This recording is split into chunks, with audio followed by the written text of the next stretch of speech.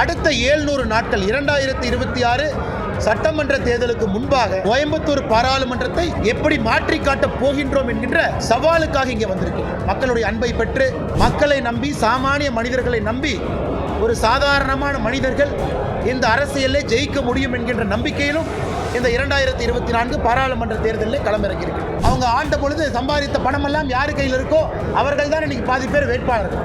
அது சாமானிய மக்களுக்கு அந்த வேட்பாளர் லிஸ்ட்டை பார்த்தாவே தெரியும். எடப்பாடி என்ன டீ குடிக்கணும்னா கூட யார்ட்டையோ பணம் வாங்கி தான் டீ குடிப்பாராட்டுருக்கு. அதனால தான் டீ குடிக்கிறது எக்ஸாம்பிளாக கொடுக்குறாங்க. நாங்கள் அப்படி இல்லை, டீ குடிக்கணும்னா கூட சொந்த காசில் டீ குடிப்போம். வெறும் ஒரு தாத்தா அப்பா பேர் இனிஷியலை வச்சு வந்தாங்கன்னா ஒரு செங்கலை தூக்கிட்டு ஒரே செங்கலை காட்டக்கூடிய புத்தி மட்டும்தான் இருக்கும். அதனால் நீங்கள் சொல்வது ஏப்ரல் 10ஆம் தேதிக்கு மேலே கடைசியில் அவங்க 2 வேட்பாளரில் ஒரு வேட்பாளர் விட்டு கொடுத்து இன்னொரு வேட்பாளர் நிறுத்தி ஓட்டு டிரான்ஸ்ஃபர் பண்ணுறதுக்கு முயற்சி பண்ணுவாங்க. இது கேரளாவில் பார்த்துருக்கோம், பல இடத்துல பார்த்துருக்கோம். அதனால் ஜனநாயகத்தை பற்றி பேசுவதற்கு ஒரு கட்சிக்கு ஒரு தலைவருக்கு தமிழகத்தில் உரிமை இல்லை என்றால் அது அண்ணன் ஸ்டாலின் அவர்கள்.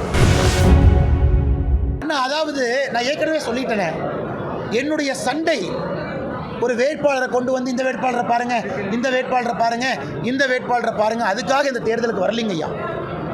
நாம் இங்கே வந்திருப்பது ஒரு முக்கியமான நோக்கம். அடுத்த 700 நாட்கள் 2026 சட்டமன்ற தேர்தலுக்கு முன்பாக கோயம்புத்தூர் பாராளுமன்றத்தை எப்படி மாற்றி காட்டப் போகின்றோம் என்கின்ற சவாலுக்காக இங்கே வந்திருக்கேன். மக்களுடைய அன்பை பெற்று கோயம்புத்தூரில் உண்மையான வளர்ச்சி, நான் ஏற்கனவே சொல்லியிருக்கிறேன், மோடி அவர்களுக்கும் மத்திய அமைச்சரவைக்கும் கோயம்புத்தூர் மக்களுக்கும் இந்த அண்ணாமலை ஹாட்லைனாக இருப்பார். Annamalai is a hotline. கோயம்புத்தூரினுடைய நம்முடைய பாரதிய ஜனதா கட்சி தேசிய ஜனநாயக கூட்டணி தலைவர்கள் இருக்கிறாங்க. என்னுடைய வேலை இங்கே ஹாட்லைனாக வேலை செய்கிறது. ஒரே ஒரு பட்டன், அதற்கான தீர்வு இந்த அண்ணாமலை. யாரை பார்க்கணும்? மத்திய அரசிலிருந்து ஒரு வேலை கொண்டு வரணும், கொண்டு வந்துடும். மத்திய அரசு ஒரு கோரிக்கை வைக்கணும், கொண்டு வர்றோம். தொழிற்சாலைகளுக்கு ஒரு பிரச்சனை உங்களுக்கு தெரியும். தொழிற்சாலைகளுக்கு பிரச்சனை வருவதும் அரசு அதை சரி செய்வதும் ஒரு சைக்கிளிக்கல் ஃபினாமின். ஆனால் பிரச்சனை இருக்குது, ரெப்ரசன்டேஷன் கொடுக்கணும், சரி பண்ணணும், நாங்கள் இருக்கோம்.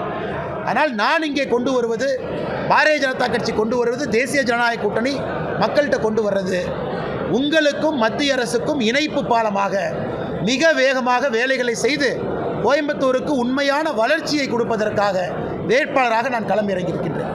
இது ஏதோ 2 வேட்பாளர்கிட்ட 2 கட்சியிட்டையோ சண்டை போடுறக்கு. அதே நேரத்தில் மாற்று அரசியல். இன்றைக்கி தமிழ்நாட்டினுடைய அரசியல் பார்த்தீங்கன்னா பணபலத்தை வைத்து தீர்மானிக்கக்கூடிய அரசியலில் மக்களை நம்பி சாமானிய மனிதர்களை நம்பி ஒரு சாதாரணமான மனிதர்கள் இந்த அரசியலை ஜெயிக்க முடியும் என்கின்ற நம்பிக்கையிலும் இந்த 2024 பாராளுமன்ற தேர்தலில் களமிறங்கியிருக்கு. எடப்பாடியார் என்ன சொல்லியிருக்கிறாருன்னா, நீங்கள் செலவே பண்ண மாட்டேன்னு சொன்னீங்க, ஆனால் அவர் ₹1 டீ குடிக்கிறதுக்கு கூட நீங்கள் செலவு பண்ணாமல் எப்படி நீங்கள் பண்ண முடியும் அப்படின்னு. எடப்பாடி அண்ணங்கிட்ட பிரச்சனை என்னென்னா, ஒருத்தர் என்ன சொல்கிறாங்கன்னு முழுமையாக கேட்கறது இல்லை. கேட்கக்கூடிய தன்மையெல்லாம் இழந்துட்டாங்க. ஏன்னா அரகன்ஸ் வந்துருச்சு. நாம் சொல்லியிருப்பது ஓட்டுக்கு பணம் கொடுக்காம கோயம்புத்தூரில் ஜெயித்து காட்ட முடியும் என்பது நம்முடைய சவால். நீங்கள் மற்ற கட்சிகள் இதே சவால் விட சொல்லுங்கள். மக்களின் மீது நம்பிக்கை இருக்கிறனால அதை சொல்கிறோம். இன்றைக்கி பாரதிய ஜனதா கட்சியினுடைய தொண்டன் யாரும் கான்ட்ராக்டர் இல்லை, யாருமே ஹைவே கான்ட்ராக்டர். நீங்கள் சொன்ன கட்சியினுடைய தலைவர் யாரையெல்லாம் நிறுத்தியிருக்காங்க பாருங்கள். யாரையெல்லாம் திருச்சியில் நிறுத்தியிருக்காரு, யாரையெல்லாம் இங்கெல்லாம் நிறுத்தியிருக்காங்க. எத்தனை ஹைவே கான்ட்ராக்டர் நிற்கிறாங்க. அவங்க ஆண்ட பொழுது சம்பாதித்த பணமெல்லாம் யார் கையில் இருக்கோ அவர்கள் தான் இன்றைக்கி பாதி பேர் வேட்பாளர்கள். அது சாமானிய மக்களுக்கு அந்த வேட்பாளர் லிஸ்ட்டை பார்த்தாவே தெரியும். ஆனால் பாரதிய ஜனதா கட்சியினுடைய தொண்டன், தேசிய ஜனநாயக கூட்டணியுடைய தொண்டர்கள் தங்களுடைய கை காசை போட்டு வேலை செய்கிறாங்க. சுவரமுறமாக கை காசு. அவங்க பெட்ரோலுக்கு பணம் போட்டுக்கிட்டு பெட்ரோல் அடிச்சுட்டு ஒரு 4 வீடு ஏறி இறங்குறாங்க. இதுதான் மாற்று அரசியல். இது மாற்று அரசியல் செய்யாமல் கல்லாப்பெட்டி கட்டினவங்களுக்கு எப்படி தெரியும்? அதனால் யார் என்ன பேசுகிறாங்கன்னு காது கொடுத்து கேட்க வேண்டும். நாங்கள் சொல்லக்கூடிய மாற்று அரசியல் என்ன? எடப்பாடி என்ன டீ குடிக்கணும்னா கூட யார்ட்டையோ பணம் வாங்கி தான் டீ குடிப்பாராட்டுருக்கு. அதனால தான் டீ குடிக்கிறது எக்ஸாம்பிளாக கொடுக்குறாங்க. நாங்கள் அப்படி இல்லை, டீ குடிக்கணும்னா கூட சொந்த காசில் டீ குடிப்போம். அதான் எங்களுக்கும் அந்த தலைவர்களுக்கும் அந்த கட்சிக்கும் இருக்கக்கூடிய அடிப்படை வித்தியாசம். அதே போல் உதயநிதி எய்ம்ஸ் செங்கல் எடுத்து பிரச்சாரம் பண்ணிட்டு எய்ம்ஸ் இன்னும் வரல ஏன்னா இன்னைக்கு உதயநிதி ஸ்டாலின் அவர்களுடைய அறிவு அவ்வளோதான். ஒரு செங்கலை கையில் எடுத்து ஒரு செங்கலை கொண்டு போய் பாருங்கன்னு சொல்கிற அளவுக்கு தான் அறிவு இருக்குது. அதனால தான் தொடர்ந்து சொல்கிறோம், அரசியலில் பக்குவப்படாதவர்கள், அறிவு இருக்கக்கூடியவர்கள், மக்களுக்கு சமுதாய பணி செய்பவர்கள், இவங்கெல்லாம் வராமல் வெறும் ஒரு தாத்தா அப்பா பேர் இனிஷியலை வச்சு வந்தாங்கன்னா ஒரு செங்கலை தூக்கிட்டு ஒரே செங்கலை காட்டக்கூடிய புத்தி மட்டும்தான் இருக்குது. இன்றைக்கி திமுகவினுடைய தேர்தல் வாக்குறுதி நான் எத்தனை இடத்துல நான் சொல்கிறேன். அக்ரிகல்ச்சர் காலேஜ் மதுரை எங்கே போச்சு?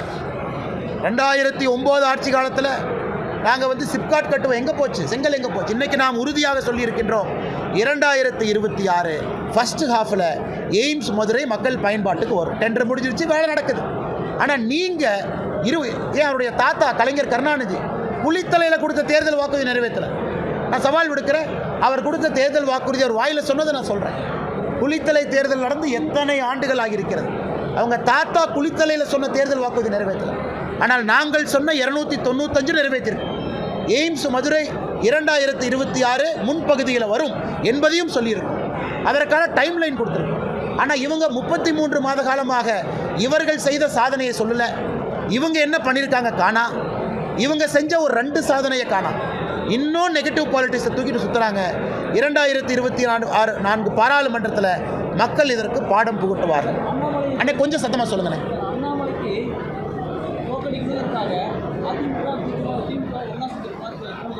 ஆனால் அதிமுக திமுக இப்போ ஒன்றா சேரல. ஏப்ரல் 10ஆம் தேதி ஒன்றா சேருவாங்க. ஸோ நான் அதிமுக திமுக ஒன்றாக சேருவதை கடைசி 10 நாளில் எதிர்பார்க்குறேன். ஏன்னா அன்னைக்கு தான் பங்காளி கட்சிகளுடைய சுயரூபத்தை நீங்கள் பார்ப்பீங்க. இன்றைக்கி 2 பேரும் தேர்தலில் நிற்பது கம்யூனிஸ்ட் கட்சி வேண்டாம், திமுக வரணும். ஏன்? பணபலத்தை படைபலத்தை வச்சு அண்ணாமலையை தோற்கடிக்கல. திமுக காரங்க இங்கே என்ன வேலை? MP election. அதே போல் அதிமுக காரங்க ஏன் சுற்றி வர்றாங்க? அதனால் நீங்கள் சொல்வது ஏப்ரல் 10ஆம் தேதிக்கு மேலே கடைசியில் அவங்க 2 வேட்பாளரை ஒரு வேட்பாளர் விட்டு கொடுத்து இன்னொரு வேட்பாளர் நிறுத்தி ஓட்டு டிரான்ஸ்ஃபர் பண்ணுறதுக்கு முயற்சி பண்ணுவாங்க. இது வந்து கேரளாவில் பார்த்துருக்கோம், பல இடத்துல பார்த்துருக்கோம். கோயம்புத்தூரில் தமிழக அரசியலில் முதல் முறையாக இங்கே நடக்கும். அதையெல்லாம் தாண்டி தான் நம்முடைய வெற்றி. மக்களுடைய அன்பு நம்மகிட்ட இருக்கும் பொழுது பங்காளி கட்சிகள் என்ன வேணாலும் அண்டர்ஸ்டாண்டிங் போட்டுக்கிட்டோம், அன்கோ போட்டுக்கிட்டோம், திரை மறைவில் பேசிக்கிட்டோம், விட்டு கொடுத்துக்கிட்டோம். ஒரே கான்ட்ராக்டர். இவங்க ஆட்சியில் இருக்கும்போது ஹைவே கான்ட்ராக்டர், இப்போ ஆட்சியில் இருக்கும்போது ஹைவே கான்ட்ராக்டர். 2 பேர்த்துக்கு பண சப்ளை ஒரே ஹைவே கான்ட்ராக்டர்.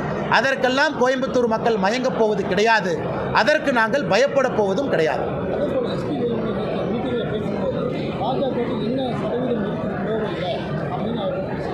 அண்ணா, நான் ஏற்கனவே சொல்லியிருக்கின்றேன், இவர்கள் யாரும் புரட்சி தலைவர் டாக்டர் எம்ஜிஆர் ஐயா கிடையாது என்பதை புரிந்து கொள்ள வேண்டும். இவங்கெல்லாம் பணத்தில் கொள்ளையடித்து அதில் ஒரு 2 குரூப்பை உருவாக்கி அதன் மூலமாக அரசியல் பண்ணுறோம். நீங்கள் சொல்கிற பேரோ நீங்கள் சொல்கிற கட்சி தலைவர், இவங்களாம் புரட்சி தலைவர் டாக்டர் எம்ஜிஆர் ஐயா கிடையாது.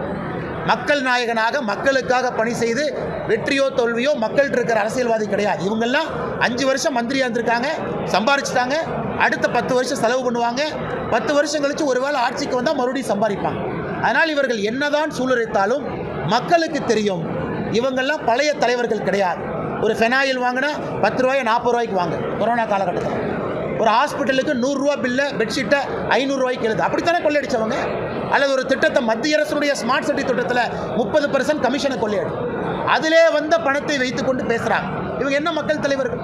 இவங்க என்ன சமுதாய தலைவர்கள்? இவங்க என்ன அடிப்படை மாற்றம் பண்ணியிருக்காங்க? கோயம்புத்தூரில் என்ன அடிப்படை மாற்றம்? ஊர் சூடானது தான் மிச்சம். ஒரு குளுமையாக அமைதியாக இருக்கக்கூடிய ஊர் இன்றைக்கி 2 டிகிரி 3 டிகிரி வெப்பநிலை ஏற்றிருக்காங்க.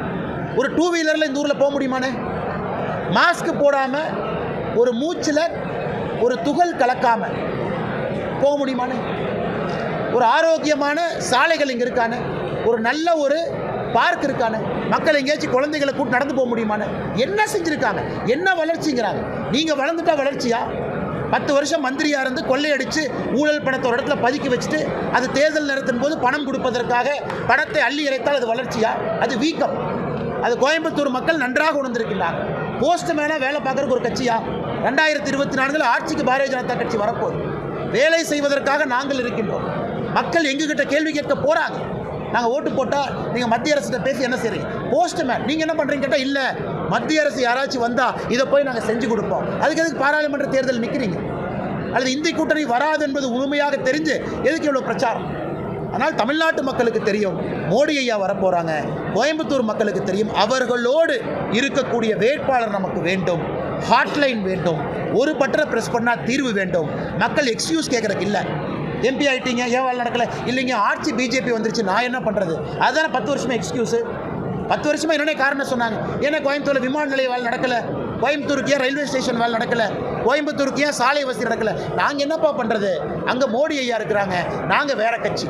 அந்த எக்ஸ்கியூஸ் கொடுத்து எந்த வேலையும் செய்யாமல் தப்பிச்சிட்டு இருந்துட்டாங்க. இன்றைக்கி 2024 தேர்தல் அதற்கெல்லாம் பதில். நாங்கள் எக்ஸ்கியூஸ் கொடுக்க விரும்பலிங்கன்னா வேலை செய்கின்றோம். 700 நாட்கள்லேயே நீங்கள் மாற்றத்தை பார்ப்பீங்க. 5 வருடம் கூட நீங்கள் பொறுத்திருக்க வேண்டாம். 2026 சட்டமன்ற தேர்தலுக்கு முன்பு இந்த மாற்றத்தை காட்டப் போகின்றோம் என்று சூளுரைத்து மக்களுடைய அன்புக்காக களத்தில். ஆனால் கோவை சார்ந்த தேர்தல் அறிக்கை உங்களுக்கு ஏப்ரல் 2வது வாரத்தில் ஒரு சட்டமன்றத்துக்கு ஒரு புக்காகவே கொடுக்க போகிறோம். இருக்கக்கூடிய பிரச்சனைகள் எப்படி தீர்வு கொடுக்க போகிறோம், அல்லது அடுத்த கட்ட வளர்ச்சி எப்படி என்பது ஒரு சட்டமன்றத்திற்கும் 6 சட்டமன்றத்திற்கும் தனித்தனியாக. ஏன்னா இங்கே பார்த்தீங்கன்னா சூலூர் பல்லடத்தினுடைய பிரச்சனை வேறு, கோயம்புத்தூர் நகரத்தினுடைய பிரச்சனை வேறு, கவுண்டம்பாளையம் கொஞ்சம் தூரத்தில் இருக்கக்கூடிய பிரச்சனை வேறு, கோயம்புத்தூர் மத்திய பகுதியினுடைய பிரச்சனை வேறு. அதனால் எங்களை பொறுத்தவரை 6 சட்டமன்றத்திற்கும் தனித்தனியாக தேர்தல் வாக்குறுதி கொடுக்க இருக்கின்றோம். அது எல்லாத்துக்கும் டைம்லைன் போட்டு இதுக்குள்ளே அதை செய்து காட்டுகின்றோம் என்று டைம்லைனோடு தாங்கன்னா 2024 தேர்தலை சந்திக்க போகிறோம். யார் சொன்னாங்கண்ணா? அண்ணா காலங்காத்தால 2 மணிக்கு போய் வீட்டில் கதவை தட்டி கைது பண்ணுறாங்கல்ல ஜனநாயகமாக. சமூக வலைதளத்தில் ஒரு பதிவு போட்டால் சேஷாத்ரி போன்றவர்களை கைது பண்ணி உள்ளே வைக்கிறாங்க, ஹைகோர்ட் கண்டனம் தெரிவிக்குது. அது ஜனநாயகமா? அது ஜனநாயகமானு கேட்குறேன். அதனால் ஜனநாயகத்தை பற்றி பேசுவதற்கு ஒருவருக்கு தகுதி இல்லைன்னா எப்படி ரஷ்யாவில் ஸ்டாலின்கிற பேர் ஜனநாயகத்துக்கு எதிராக இருந்தாங்களோ அதே மாதிரி தமிழ்நாட்டில் இருக்கக்கூடிய ஸ்டாலின் என்கின்ற பெயரும் ஜனநாயகத்துக்கு எதிராக தான் இருக்கிறார். 2 ஸ்டாலினுக்கும் ஒப்பிகை போட்டிங்கன்னா எந்தவித மாறுபாடும் இல்லை. அவங்க சீக்ரெட் போலீஸை வச்சு 2 மணிக்கு தூக்குவார், இவர் ஸ்டேட் போலீஸை வச்சு 3 மணிக்கு அரெஸ்ட் பண்ணுவார். அதனால் ஜனநாயகத்தை பற்றி பேசுவதற்கு ஒரு கட்சிக்கு, ஒரு தலைவருக்கு தமிழகத்திலே உரிமை இல்லை என்றால் அது அண்ணன் ஸ்டாலின் அவர். இதுபோன்ற செய்திகளை மேலும் தெரிந்து கொள்ள எங்களது யூடியூப், ஃபேஸ்புக் மற்றும் ட்விட்டர் ஆப்களை சப்ஸ்கிரைப் செய்யவும்.